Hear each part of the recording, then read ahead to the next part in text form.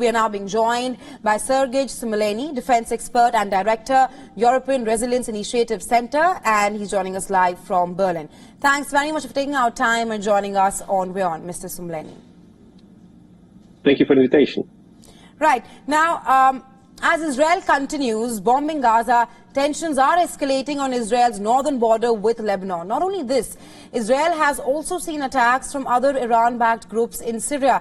Clearly, there are growing concerns of a multi-pronged war and a spillover of the Israel-Hamas conflict in West Asia.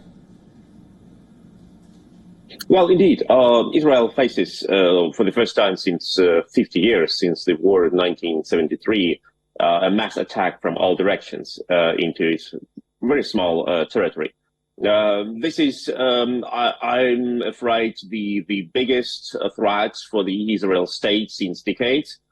And here, once again, those experts and me among them, I get confirmed in our ideas, which we expressed in the first hours of this attack of Israel against of Hamas against Israel, that the level of brutality, the violence, and the way how it was filmed and broadcasted online was actually done on purpose to provoke Israel's mass response against Hamas in Gaza. Of course, this would lead to casualties also among civilians.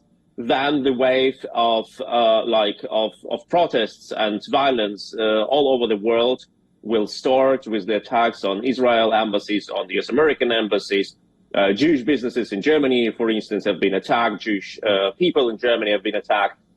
And this is a start of a multi-level, multi-direction attack on Israel. Then Syria, Lebanon, and other groups, Iran, of course, will be happy to join this.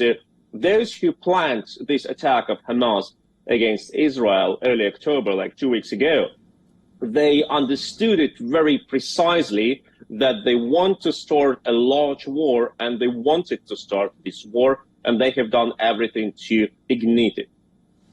Yes, Mr. Sumuleny, also just adding another point to what you said.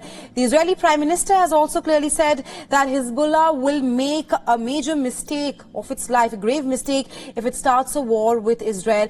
Extremely concerning at the moment. But also, the Pentagon has said that it is now deploying additional air defense systems through West Asia in response to recent escalations, 2 U.S. aircraft carriers, and now this. My question to you is that, is this deterrence, or does it actually go further than that?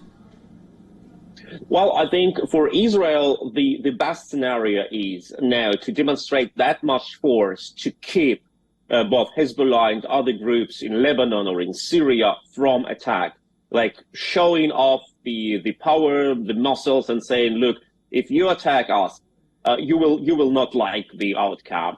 And this is the best way to win the war, to prevent it by demonstrating your strength. Right, to say, I'm aware of that, I'm ready to strike back, and you better don't strike me, because otherwise you will have consequences. But of course, like the presence of US American strike groups like air carriers is a fact of deterrence too. But I'm really afraid that those who plan these attacks, they're not sitting in Gaza, they're not sitting in Lebanon, or not sitting in Damascus, they're sitting in Tehran, in Iran. They are partly sitting in Moscow. We know that Moscow transferred millions of dollars just days before the attack to Hamas. The Hamas webpage is being hosted in Moscow. Moscow joined this Hamas attack by propaganda campaign. So these puppeteers in Tehran and in Moscow, they're not afraid of retaliation. They're ready to sacrifice both Hamas and Hezbollah about igniting a large-scale war in the Middle East. That is what I'm afraid. They don't care how much how much Palestinians will die, how much people in Lebanon will die, or in Syria. They want to see a big war starting, and they're doing everything in Tehran and Moscow to ignite this war. Last question to Mr. Sumuleny. With formation of Israeli tanks and other military equipment around the Gaza border, the threat of a ground invasion is imminent at the moment. But talk to us about the challenges that the IDF faces for a ground incursion.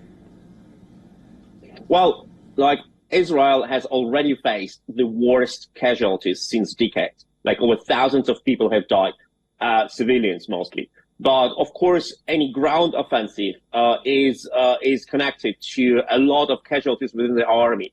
And we know how hard Israel takes casualties into consideration. The problem for Israel, the dilemma is they are in a dead end. They cannot ignore the challenges. They must react. But any reaction leads to further escalation and to further suffering and to diplomatic problems worldwide. So that is the problem. They're stuck in it. Of course, they cannot be ignorant and leave it without reaction and don't react.